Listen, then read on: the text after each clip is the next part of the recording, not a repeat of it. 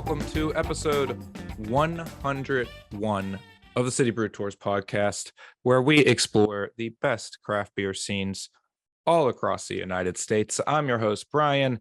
We're here again to bring you the wonders of another great beer scene encapsulated in 4 to 5 episodes across 1 month.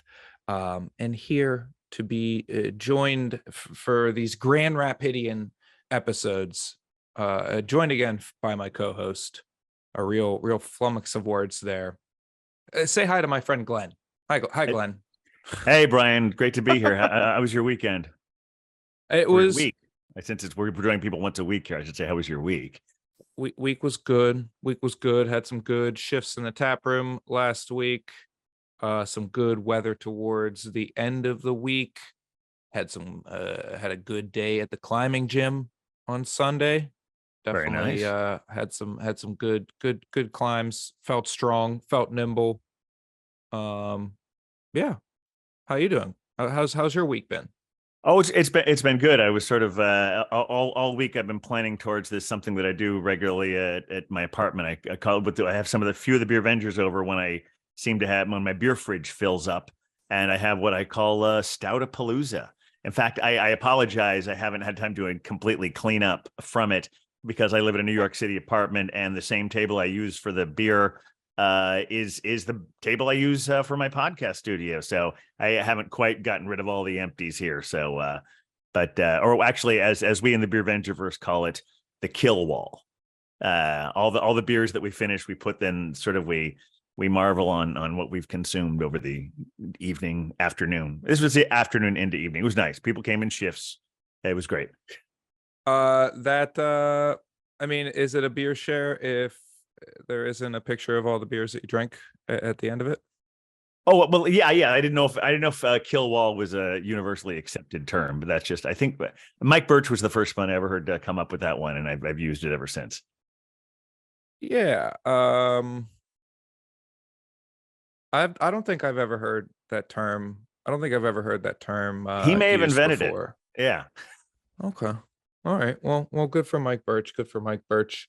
Good for all of you that got to drink those stouts and those crazy beers. Good for you, Glenn. I don't get to really tie one on that much. I have 3 or 4 light lagers from the brewery I work at, and that's about it for me. Well, I look forward to visiting it one day, nonetheless. And I'll have those ones there, and then I'm sure you'll take me to whatever other Pittsburgh breweries have the imperial stouts that I'm looking for. Well, you know that show Beer Vengers, people send you some beers from time to time to be featured on the show. So maybe, keep an eye out on your your mailbox there. Well, I would never in a public forum sanction you sending beer through the mail. But if somehow they wind up in a package you send me, certainly happy to have you co-sponsor the show. Yeah. Moving on. Yes. Are continuing, as I mentioned, our Grand Rapidian episodes. We are featuring the wonderful city of Grand Rapids, Michigan, on this series of episodes. Tonight, we are continuing the story of craft beer in Furniture City with Michigan's first gluten-free craft brewery. We are featuring Brewery Nyx, which was founded in 2020 and operates a 100% gluten-free production facility and produces beer using non-traditional brewing ingredients such as millet, rice, and buckwheat. We're featuring 2 beers from the brewery. They're blonde and salted lime. Both of these wonderful, beautiful labels here. And we're going to be joined by 2 guests, 2 featured beers, 2 guests from Brewery Nyx. So please join us in welcoming our guests this evening, Jess Stricklen, the founder of Brewery Nyx, and Dale Streeter, their director of sales. How's it going, Jess and Dale? Good. Thank you for having us tonight. Great. Thank you. Very, very much welcome. It's great to have you. We're going to get started off, as we always do here, with our quick sip questions. These are fast questions, fast answers. It'll help to get to know you fast. And I love when we have 2 guests when we do this. So please, answers from both of you. Let's rapid fire. You can both jump in with whatever Jess, question. you go first and I'll follow. I love the organization to the answers already. Okay, here we go. Favorite non-Brewery Nyx beer? So before I became gluten-free, we'll do that so that more people get it. Broader. Yeah. Yep. Bell's Two Hearted and Founders Red's Rye. Those were really a underrated tie Founders there. beer. So Yeah, I'm Two Hearted definitely, and the seasonal hop slam. It's a Bell's win for me, but I went to school in Kalamazoo, so got a soft spot for Bell's. Can't go wrong with Bell's. Shout out to Larry Bell. Agreed. Favorite season in Grand Rapids? definitely summer. The hotter, the better. No, fall. I like fall. If you had one album you would have to listen to for the rest of your life, which would that be? I feel kind of bad doing a really recent release, but right now it's just really, I'm rocking it out, and it's Pink's new album, Trust Fall. Okay. I'm kind of a lower, like under the radar guy. Blackwater by JJ Gray and Mo Frill.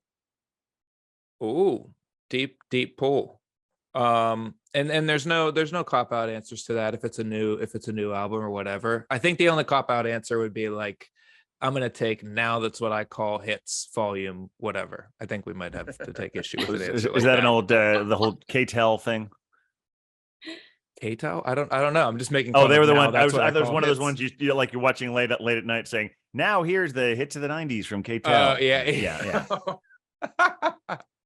K-Tel, they were the ones who were the king of the late night commercials for just random compilations. Wonderful. Favorite place you've ever visited? So I'd love to say the Caribbean.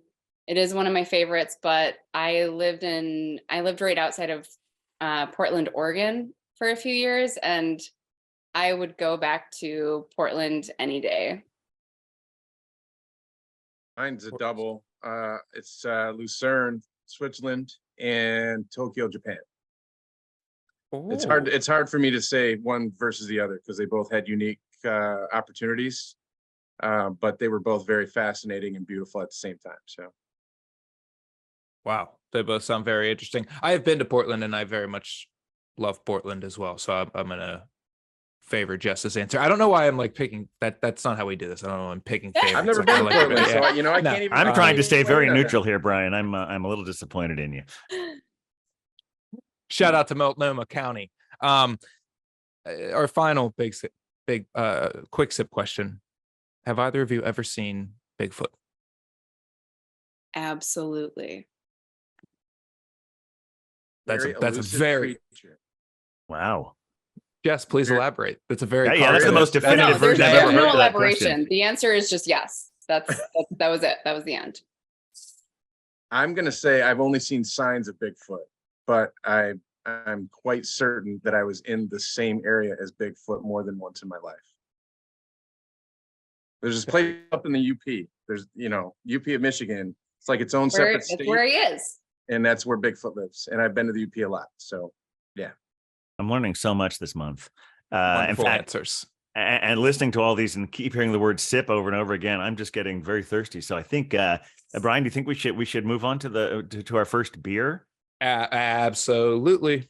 Excellent. So tell me what. I guess we're going to start with the blonde, with the gluten-free blonde. So what can you tell us about this lovely beer? Well, it's what I'm drinking tonight. It's what I keep in my refrigerator. And that's not a shameless plug. It's for real. I am not gluten-free. I'd like to just point that out. I became a part of this business when it was an idea in Jessica's head. And so I'm one of the original investing partners in the group. And then last fall, I decided to hang out at the brewery a little too much, and she ended up hiring me to take on all the sales. So I love the blonde. I love selling the blonde. Because it's a 4.5% blonde ale that is light and crisp. It's got citrus and honey tones, just like the label says. It's easily become our best seller on the wholesale label. It's a tough competition with double IPA in our tap room, but it's a beer that is entry level. for people that haven't had, that are gluten-free or celiac, and haven't had a beer in a long time, or maybe have never had a beer, period. That is absolutely the beer that we put in front of them first. So it's a crowd favorite. It's tasty. You can kind of drink it all day if you want to. And I just, like I said, I love selling that beer. It almost sells itself. Once people get it in their mouth, they just say it's a done deal. It is wonderful. Is this one Sure of is. was this one of the original beers of the brewery? Believe it or not, it was not.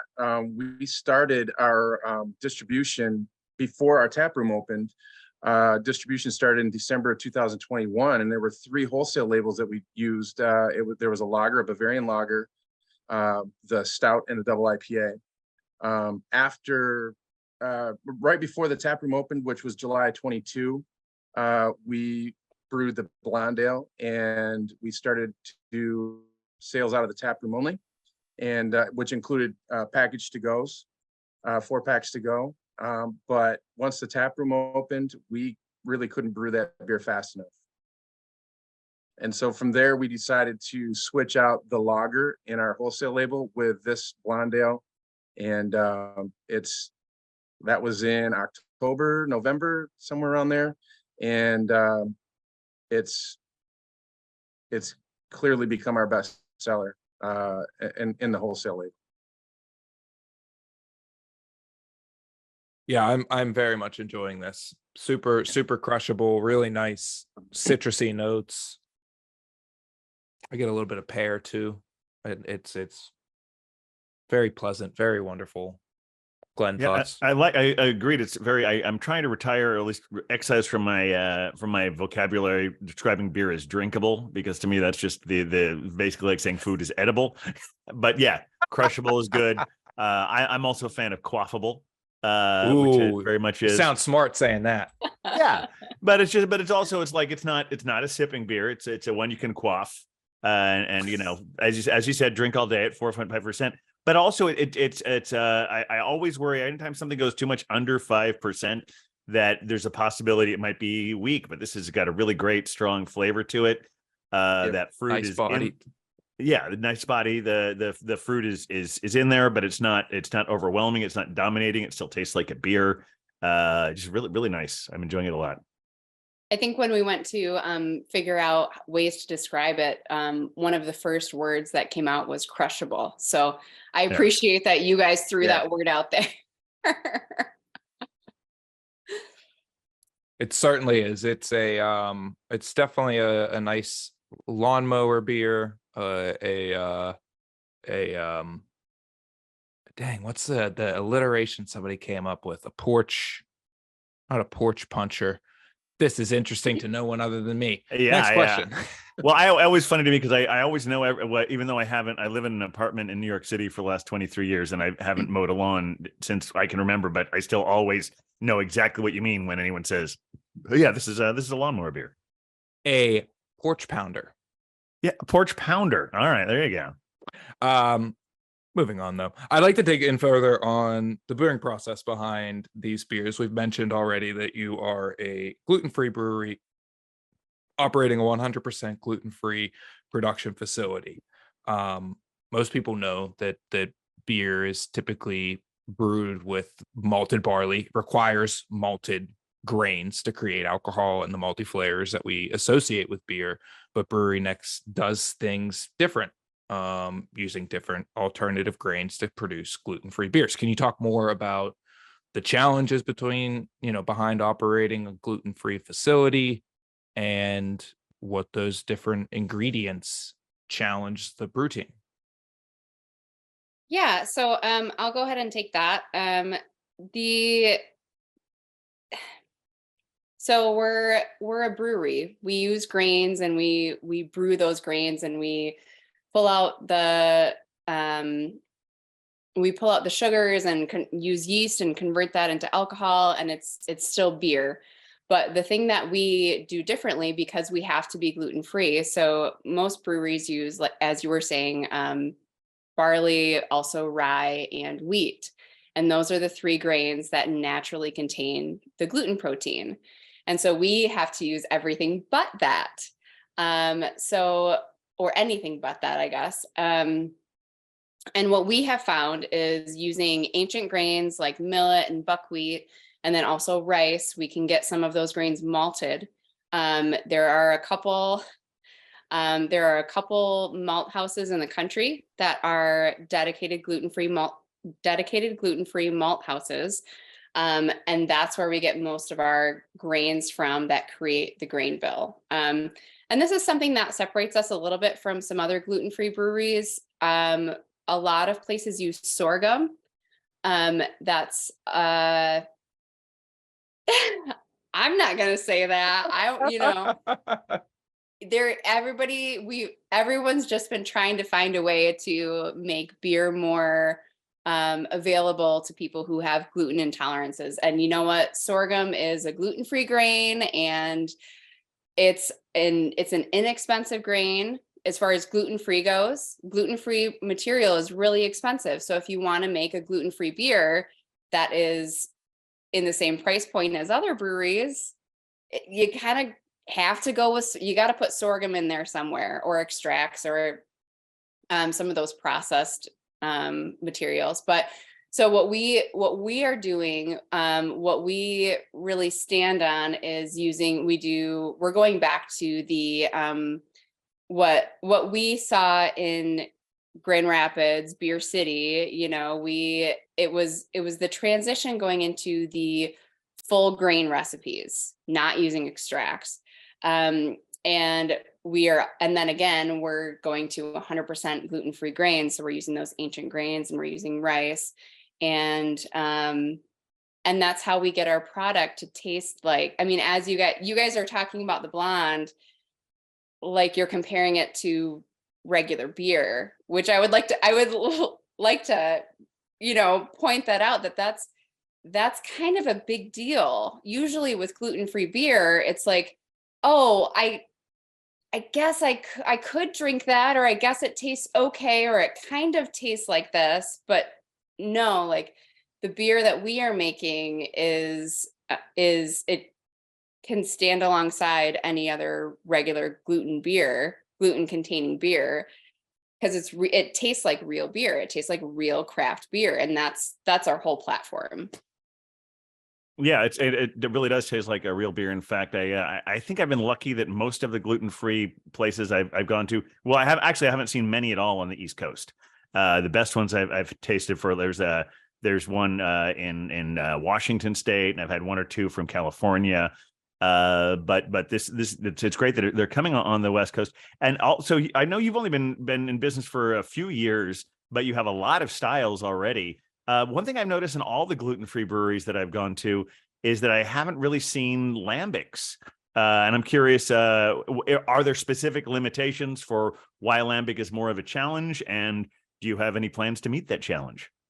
I can answer that one. First of all, I am not our head brewer. I'm a home brewer, probably like quite a few others that are in this podcast.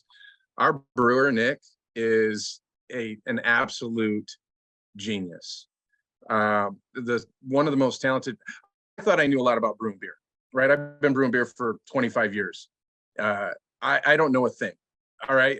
I met Nick, and I realized that I don't know a thing. I know how to boil water. That's what I know how to do. Nick and I actually had this conversation earlier in the week. And I said, hey, got this question is coming up. It's about lambic. And he goes, well,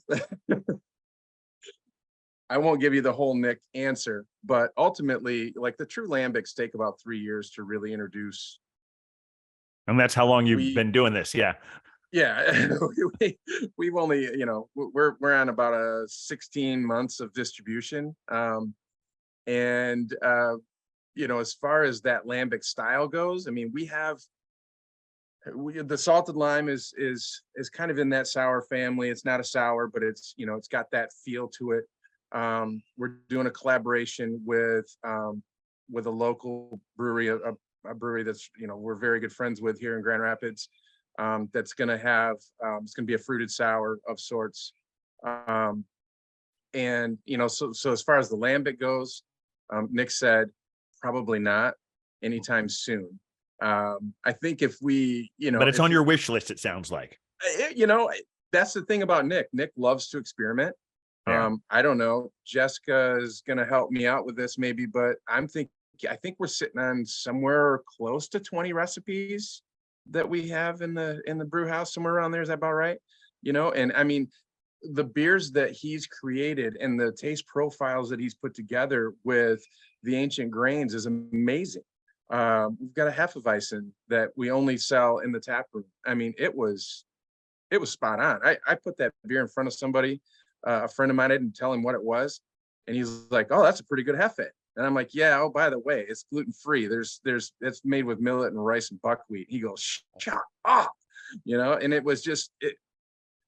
I can go through list after list of the beers that he's done that have just been spot on in terms of the taste profile. But I think one of the challenges in that is experimenting with the ingredients. We've got a small batch system that we can do some experimental stuff with. The stout, for example, the stout's one of the beers that are in the box. That's the most unique beer we've got as far as ingredients goes. We consider it, we don't label it this way, but it's considered an oatmeal stout.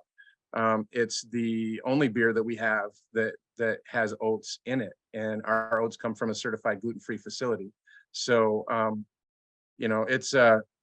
it's a labor-intensive process to make that beer, and it has the most ingredients of all of the beers that we make.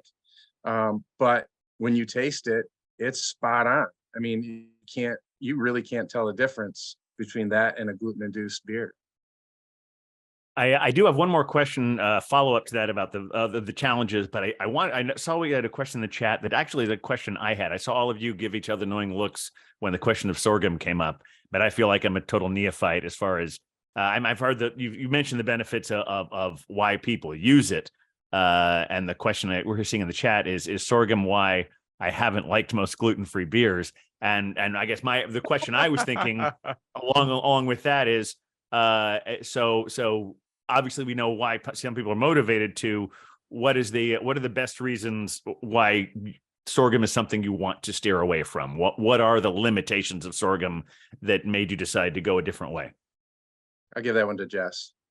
So sorghum, so if you've had gluten-free beer and are like, "Oh, that's gluten-free," like kind of, like there's this, what the sorghum does is it leaves this metallic, or some people have said like a tinny aftertaste. And it's just that, like, oh yeah, it's like a beer. It tastes like a beer, but it has this, like, I don't want to say anything bad. I don't want to say anything negative, about people using that. Again, like there's a use for it. It was allowing people to get into the market and to provide a product for people who can't have gluten. But we feel like that there's a better way to make great tasting craft beer and we have to not use that. No, yeah, we want the hops to sit on the back of your tongue like you get with any other craft beer. And with some of the other products that might be used out there, that tends to get like kind of overtaken in the taste profile, like in the aftertaste, that finish. It gets in the way. So it sounds like the sorghum is kind of like makes it the sociopath of beers. It can it can do a good impression of a beer. What? But well, no, because a sociopath, they can teach themselves to express emotion, but they don't experience them naturally. I don't know. Maybe they can impersonate a human. Yeah, obviously Jess didn't say that. Jess didn't say that. Impression. Yeah, but they're trying, but they don't quite have what's there. Well, since so this leads right into my follow-up question about since you mentioned about what the challenges were for a lambic, but since you are committed to using grains like millet and buckwheat, what styles have been the biggest challenges as far as adapting with those grains? You want me to take this one, Jess? I know how yeah. I'm answering this, but I honestly don't think there is a challenge. Okay. And and I'm speaking for our brewer. Yeah, Okay, it's because because of Nick. it Nick is. It Nick really doesn't is. have a challenge. No, we would have challenges, but Nick does not. And really, what it is, because Nick spent enough time with this type of grain process that it takes temperatures, for example. I mean, this isn't a beer. This isn't these gluten-free beers that we make. You can't just go in and grind up the grains and throw them into the vat and the mash tun and let it kind of do its own thing. A lot of regular breweries, quote unquote regular breweries, they can do that. They can kind of set it and forget it. They can walk away for an hour. Nick can't do that. He's changing the temperature in our grains, 3 times probably throughout the brewing process. The grain itself is very fine. It can become almost doughy. So he's got to keep a very watchful eye on it. As part of what we use the rice for. I mean, the rice is malted and gives it a flavor profile, but it also adds some body to our grain bed so that it doesn't just get stuck. If we get that stuck sparge and then all of a sudden you're just trying to play with pizza dough. And, so he's got a lot of that figured out. He's got all of that figured out. He's, like I said earlier, he's amazing. So, now it's just a question of, how do you take some of the adjunct flavors from a typical rye, for example, and how can he recreate that with buckwheat and millet? And it's all about what type of roasted grain that he's using and what amount. And in my mind, I don't think there's a beer right now that he can't make. So it sounds to me like, if I'm putting words in your mouth here, correct me. But it sounds like that since Nick is so good at rising to these challenges, it just doesn't appear challenging when he does it. That he's sort of like, he's one of those things where there's a tremendous amount of effort, but he makes it look effortless. Yeah, well, and someone's asking if Nick is gluten-free. Nick is not gluten-free. He is, but he is a self-proclaimed food science nerd. So he really gets into the science of everything. And so when he's like Dale was saying with, how can he make these flavor profiles of regular beer with these gluten-free grains? And there was, for example, the Hefeweizen, as Dale mentioned it before. Our Hefeweizen is amazing. And Nick was like, well, there's this, and I wish he could be here. I wish he could have joined us tonight, but he's like, there's this chemical that's in wheat that there's also some in buckwheat, and so we can get some of those same things. Like, he's just like saying these words, and I'm like, I have no idea what you're talking about, but if you can do it, awesome, great, cool awesome. And then he does it, and it's just and Nick too, in addition to him being really into food science, he's also had large production experience working at both Bell's and Founders for almost a decade. And so he's we've got a really, really great guy behind the reins here. Yeah, I think you guys have you two have given him due credit, but it is very difficult to brew with these grains. I don't know if people have ever seen millet, quinoa, buckwheat, rice when they're malted and prepped for the brewing process, but they're about a third, if I'm being generous, a third of the size of a barley kernel or a wheat kernel. So they're starting out extremely smaller compared to the standard grain in the brewing industry. Then they still need to be milled and crushed, and like they've mentioned already, that can turn straight into a flour. I have friends that own a gluten-free brewery, and they have told me about stuck mashes that have given them 9-hour brew days where they eventually just had to dump the mash down the drain because it got stuck and they couldn't figure it out. I think what they're doing at Brewery Nyx and the excellence and efficiency with which their brewer is doing it is something to really be heralded, and I think you're going to see that recognized in the form of awards and medals over your coming years, because the grasp over that very, very intricate, delicate brewing process is very, very admirable. And cool. I Thanks, sound like Brian. I'm segging. I sound like I'm segging towards the end of an interview, but we very much have more to talk Scratch about. the surface, really. But Well, yeah, let's not be yeah. done, but let's hope you're right. I hope so too. So speaking of the other breweries, one of my friends' breweries here in Pittsburgh being one of those, there's only, as far as I know, a handful of breweries in the country that are doing beer this way. I mean, not even just the country, the world. There are very few breweries brewing gluten-free beer, dedicated gluten-free beer using millet, buckwheat, rice, quinoa, and not using sorghum.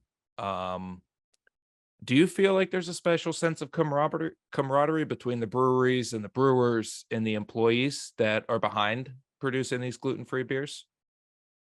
I think there's an kind of an automatic camaraderie there in that, like you said, there just aren't very many in the United States, at least, doing this. According to our count, there's like maybe 18, 20 if we're a little bit off, but you know, we do get together. We were invited into that group last quarter, had a virtual meeting, but we're spread out all across the country. And, if we're talking maybe 3 times a year as a group, just to try to continue to grow this market, because why'd we do this, right? We did this because we want to offer people that are gluten-free or have celiac disease a great tasting craft beer. We're all in this for the same reason, but we're geographically so far apart, and that makes it a little bit more challenging to have. I mean, there's some local breweries in Grand Rapids that are not gluten-free that we're very friendly with. They've been very helpful to us. We have a great relationship with them. Granted, we're not like a direct competitor because of what we do, but we want to consider ourselves a direct competitor because, like we were mentioning earlier, our beer isn't just gluten-free. It's a good craft beer that we want to compete with any other craft beer out there. But the Grand Rapids community, the brewing community is really tight knit and a great group of people and very supportive. When you look at that on a national level and try to spread that out, from east to west coast and amongst only 18, I mean, there's more than 18 breweries in a 5-mile radius of us here in Grand Rapids. So, when we spread that out, it's tough to have that kind of camaraderie. But like I said, there's a group.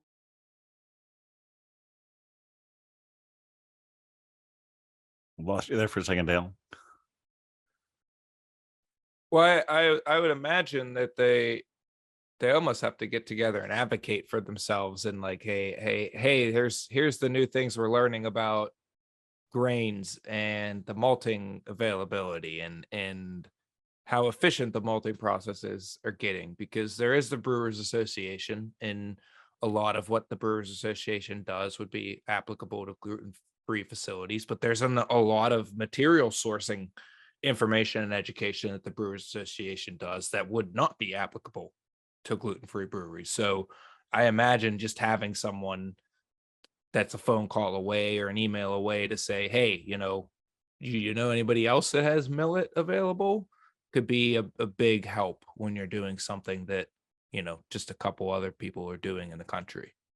Yeah, that has definitely been a challenge. Sourcing is a challenge. There's one malt house that malts rice in the country, and there's one malt house that malts millet and buckwheat. So we're really confined to those restrictions. And then when we have gone and asked for, again, I'm not going to get the wording right, but like Nick has asked for certain data on efficiencies and with certain malts, and the answer that he gets is different from what we're getting, or it's very limited, and it's just like, okay, so there's just not enough data out there, or there's not enough consistency where where he, again, like him with his science mind, like wanting these numbers to be able to plug into a recipe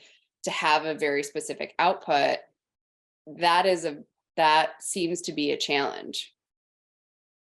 I'm just imagining the phone calls going out and you're really trying to get the stuff you need, and people saying, "Oh, we can get you some sorghum."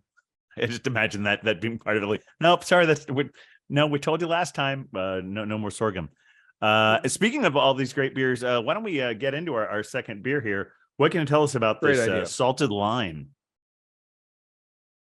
The salted lime is it's our first seasonal launch on the wholesale side of things. It was a beer that we offered in the tap room last year. It did very, very well. It's a variation of our blonde ale, so it still sits in at 4.5%. Really, quite honestly, it sounds very simple, but it's our blonde ale with some salt and lime in it. Okay. Now, depending on your palate, some people get more salt in that beer, and some people get more lime in that beer. Some people get the up front and the lime. Yeah, I'm getting more lime initially myself. I feel if there were more salt, I would be tempted to think of this as more of a when I hear salted lime, the first thing I think of is Goza. But yeah, this is more of like a lime blonde ale. That's a perfect description. Glenn, I assumed it was a Goza. Me too. Until I heard him describe it that way, Yeah. I thought, oh, I'm looking forward to this Goza because it reminds me of so many of those, like a margarita Goza. But this is its own thing.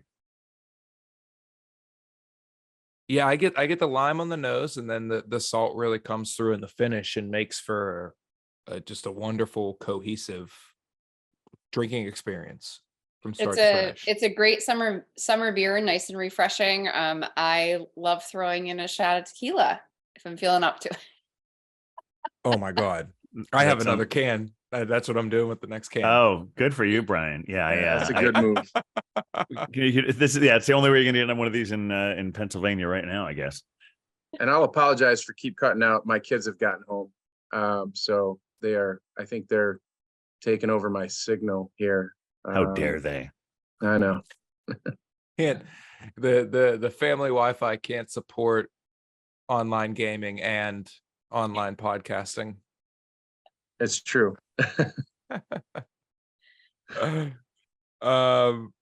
So I've just been blown away by the labels on both of these beers, and we have mentioned, Jess or Dale mentioned, we also have the stout coming up later this month, which has a beautiful label to it.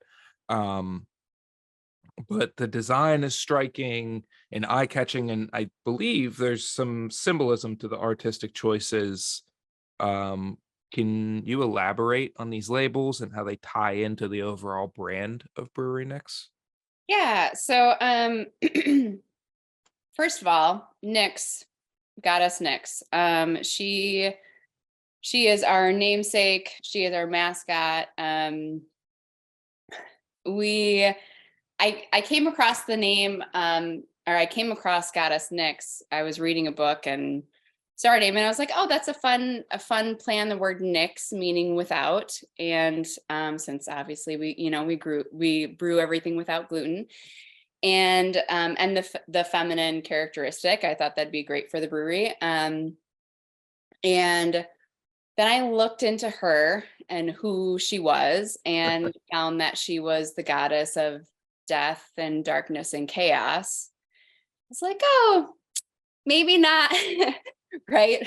Maybe not the best mascot for the brewery here. And then I slept on it, and I started to actually feel a kinship with her, with the gluten-free lifestyle. Honestly, as a gluten-free person, it's really, life just becomes a lot harder. So much of our food, so much of the American food, you have gluten with cereal and snacks and sandwiches and pasta, and it's just like all day long, all of our meals, so many of our meals and so much of our food has gluten in it. And then when you have to completely cut all of that out, it's just like, it's a bit of a whirlwind. And it's stressful. And then you have people around you, family, friends, who may not always understand and who can make you feel like you're high maintenance when you're just trying to take care of yourself, trying to be healthy, make healthy choices. When I went gluten-free about 13 years ago, I felt ostracized. And because of that, I decided not to go out to restaurants. I like detached myself from a whole group of friends that I had made. And that was like right after college, and I was an introvert. So it was like a really big deal for me to have all these friends who all worked at Founders, by the way. And then I couldn't drink Founders beer anymore. And so I really self-isolated. And so another thing about Goddess Nyx is she was so dark and what appeared to be like dangerous. She was very powerful. Because of these things, she was greatly feared, and she was cast away down to Hades to live out eternity. And so that was really like, again, there were these parallels. It's like, I felt ostracized, I self-isolated. And for reasons that, like, for her, it was death, darkness, and chaos, these things that are, that society and our culture has deemed to be evil things and bad and negative, where gluten-free feels very similar. Like gluten-free it's different. It's, and so people are uncomfortable and it scares people, or I mean, fearful is a strong word, but to a sense, yeah, it's different. And so they don't like it. They'd rather not be around it. And so again, there was that kinship there. And so I decided on the name Brewery Nyx. And then I was connected with a marketing company, the Distillery Project, they're in Chicago. They helped me so much to bring this character to life and to create this Nyx for the brand, who is the woman that you see on the can today, the goddess that you see. And one thing that I really, really love about her is her skin is reflective. And that was a choice that I made because it was actually kind of a fluke with our printer. It wasn't supposed to be that way. Happy accident. It was one of the proofs that I got, and it was like, oh, oops, but here's the proof anyway. And I was like, oh my gosh, that's it. It's pretty cool. Yeah, and it's so her reflective skin. It's reflective, so it allows you to see yourself in her, and to, we can all relate to that. Whether it's gluten-free or something else, everybody's got things that they feel shame about or are uncomfortable with. And, this is something that she represents, being different and being a force upon oneself. And these are things that at Brewery Nyx, we choose to embrace those things. And that it's just so funny because the phrase that kept going through my head as I heard you describe this was embrace the chaos. That's just what I kept thinking, with the like, that should be your, the slogan, embrace the chaos. Absolutely. That. I love it. Yes. We are all about, I always say embrace your Nyx, but embrace the chaos. Absolutely. That's exactly. Absolutely. Because we all have it. Absolutely. We all have chaos somewhere in our life. Right? And the other thing that was occurring to me was the whole idea of, like, when you talk about something that is a feature, not a bug. The thing that you describe the gluten-free as a bug, but no, actually it's a feature because it's allowing you to create these really great beers. But I am curious about how, people who who need to find gluten-free beer are going to find this. But how does a brewery focusing on gluten-free beers educate the public to the fact that these beers are really just great beers, phenomenal for everyone? Well, that's part of my this is what's near and dear to me. I'm a retired school teacher. That was my former gig before I jumped into this. So the education piece is something that I've really embraced. But I need to sidebar real quick because Jessica, she puts this relationship with Goddess Nyx, and you hear all the darkness and chaos and that people feared her, and we don't fear Jessica. We love that she is fierce. And that is why we are doing what we're doing, is because she's staying the course, and she is a fighter, and she leads our team. She's the one that makes all of our wheels go around. So I know I'm trying not to make you cry, but it's true. But I just want to make sure everybody understood that.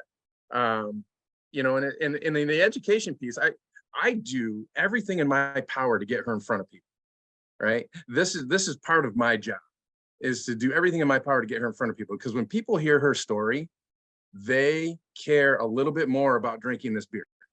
And that's the thing. If we can get people to drink this beer, just try it. I mean, give me a 2-ounce sample, please. Because as soon as they do, they realize, whoa. And that was, by the way, when I tasted the blonde for the first time last summer, that was my reaction. I was like, whoa, that doesn't taste any different than a blonde ale to me that is anywhere else on the market. So from an education piece, the challenge that we have is, as we mentioned before, people have this preconceived notion of what a gluten-free beer is supposed to taste like. They have this thing in their head if they've tasted it before. From a sales perspective, I ask them if they've ever had a gluten-free beer before. If they say yes, I say, okay, that's not what we do. If they say no, then I say, great. Now I got a blank slate here. I know where to begin with this. So, from a education standpoint, having the tap room open, that's been humongous, because people can come in and they can taste the beers and they realize, oh, I don't have to commit to an entire 4-pack just to see if it's good. We do tastings, we do festivals, and then, as far as like from a sales perspective, if I somebody asks me for samples, I'm that guy that says, okay, if you want to do samples, great. Let's sit down together. I'm not just going to leave them on the counter for you. Let's sit down together, because then I can talk about every one of the beers. I can talk about what goes into each one of those beers. People realize that part of the story, they're more inclined to accept the fact that this is a really, really good beer, but it's also gluten-free. Excellent. I did have one other follow-up question, because I noticed, I was looking at your website today and I saw that you've got a lot of your distribution is essentially all over the mitten. But I'm curious, clearly supply chain issues are a concern as far as expanding your distribution, but do you have any goals as far as distributing? So we don't have to go to Michigan. No reason. I'd love to go to Michigan. I love travel. I love going all sorts of places. But any plans on how you can be expanding this outside of the mitten? Glenn, that is you have no idea how well timed that question is, actually. Oh, wow. So I'm breaking news here today, huh? We are licensed in the state of Washington, and okay. So thanks to you. Thanks to City Brew Tours and Unboxed. We are looking at our border states to start with here. Specifically, probably our next look is perhaps Illinois in terms of licensing. But we absolutely have a plan in place to get outside of the state of Michigan. But we have just kind of went from, I'd say, this kind of like this small little pocket of Grand Rapids, where we had this a little bit here and a little bit there. We had a couple of accounts in Ann Arbor, and a couple in Detroit, and a couple in Lansing, and a couple in Kalamazoo. They're all about, an hour to 2 hours away from us. And we just partnered with an amazing distribution company, and we just went like this across the entire state. So yeah, I would say right now our initial product goal, production goal, is to service the state of Michigan, because we just expanded out into everything, including the Upper Peninsula. But I would say very likely before the end of this year, we'll be putting some in place to get out-of-state distribution in place. I'll be looking for it in New York. That's great. So we've talked about so much about your brewery, the beautiful brand you've created surrounding this goddess of chaos, and how it so eloquently relates to the chaos that surrounds living a gluten-free lifestyle and feeling ostracized because you can't just go and do the normal things that you would. And you create this brand and create these beautiful beers to give people those opportunities, and you play this wonderful role in the Grand Rapids beer scene, and all of this has been great to discuss about. But I want to close how we often do here on City Brew Tours podcast, and that is, other than beer, what is something that you wish people knew Grand Rapids for? Jessica?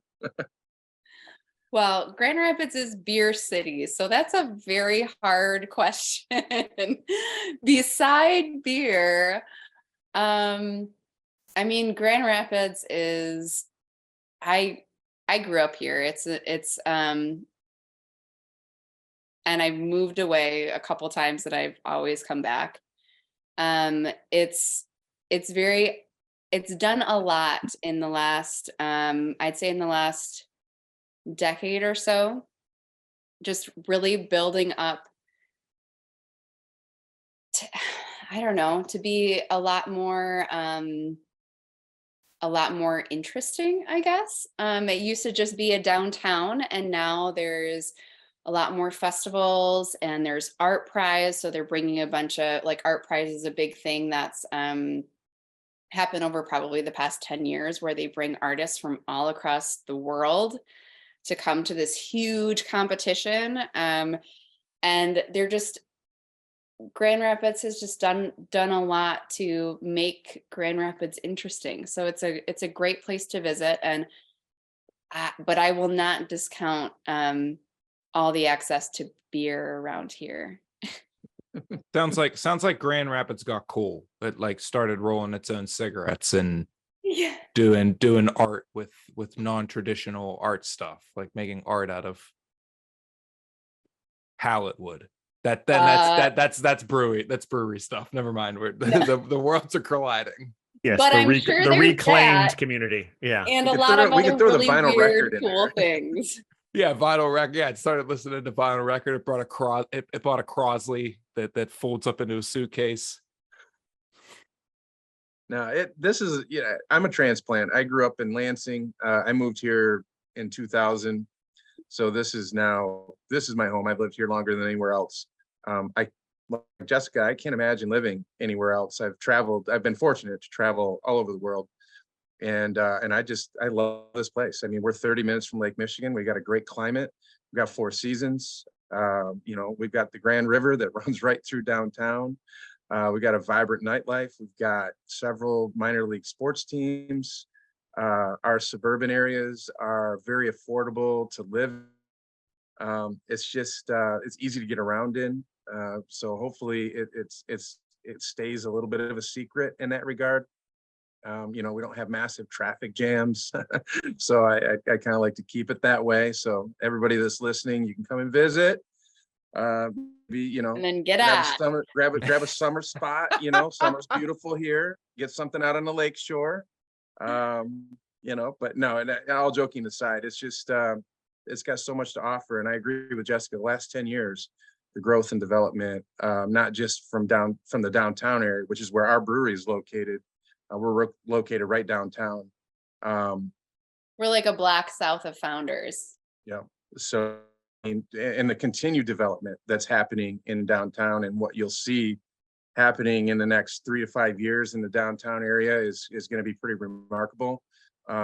It's just it's a great place to for me personally, and I know Jessica can speak to this as well. It's a great place for me to raise my family, and we've got a really hidden gem here. That's great. It's great to hear all this about your brewery and the passion that you have for your city of Grand Rapids. We've talked about where you're looking to expand, but currently, where can people find Brewery Nyx beer? Can I go shameless plugs here? Can I go to the plugs here? Oh, this is Jess? plug section, Dale. Get as all right. shameless as Plug away. Yeah. We are in process right now. Almost 4 weeks ago, we were in Meijer. Meijer is a local chain retailer here in Michigan, and then also in our border states, and I think Kentucky, as far south as Kentucky. But they're a regional grocer. We were in 7 super centers here in West Michigan and along the lakeshore about a month ago, and we're in the process of transitioning into 111 of those stores in the entire state. Whoa. So that's been a big move for us. I saw something in the chat, and by the way, I don't know how to answer all those chat questions, but if you guys send those to me, I don't know. We'll figure that out. A whole bunch of stuff there. One of them was, where can I find you in Southeast Michigan? There's going to be a Meijer store in Southeast Michigan. I don't know exactly which one. You tell me what part of Southeast Michigan, I can tell you what the closest Meijer store is going to be. But we also have expanded into our smaller retail markets, our independent stores, restaurants as well. And that's happening. That's in the process of happening across the entire state. So I would say if somebody's listening here in Michigan, or they've been to Michigan and they have a favorite place that they'd like to see us, shoot me an email, sales@brewerynyx.com, SALES. And I will reach out, and I get a lot of those in my day. So I reach out to those establishments and try to form that relationship. So we can, what we try to do with the restaurants is help people complete their dining experience. So many times people go in and they can't complete their dining experience, like pizza, right? There's some great gluten-free pizzas out there. Do you want to have pizza and cider, or do you want to have pizza and beer? We think it's beer. So, that's one of those things that we want to do, is we want to help people complete their dining experience. But I'd say, as far as the state of Michigan goes, shoot us an email. I'm happy to answer emails, but Jessica, I told you that Jessica was the key here. Jessica did something last week that completely blew my mind, and I'm going to let her tell you how you can go to our website and find out the closest place to find our beer near you. Well, Dale, I think you just told them, so I don't need to talk. We do have a beer finder, like a map, a location of all of our retailers that we personally distribute to under self-distribution, and also that our distributor distributes to across the state of Michigan. And we will keep that updated probably on a weekly basis, or as we expand outside of Michigan. I don't know how often we'll get those sales reports, but we'll keep that updated as often as we can, just so that people know where to go, because it's important. It's a big deal. That's great. Thank you both so much for joining us for the show here. Thanks to Brewery Nyx for supplying beers for the show. and for our beer club. As always, if you want to check out beer club subscription options, you can head over to shop.citybrewtours.com and explore the subscription options there. Not only are you going to get great local beers from our featured beer scene of the month shipped to you on a monthly basis, but you're also going to get benefits that only come with being a part of the City Brew Tours Beer Club. So head over to shop.citybrewtours.com to see those exclusive benefits. City Brew Tours operates all-inclusive educational craft beer experiences in over 20 markets in the North America area. I could have just said in North America. So head over to citybrewtours.com to see where the closest City Brew Tours experience is to you. If you want to continue following along with Brewery Nyx's story, I would recommend following them on Instagram at Brewery Nyx. That's at Brewery NYX. For us, check us out at City Brew Tours on all the social media handles.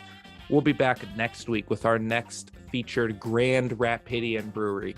Hey, can you guys tell that I learned that things from Grand Rapids are called Grand Rapidian? I learned that this morning, so I said it like 5 times in this episode.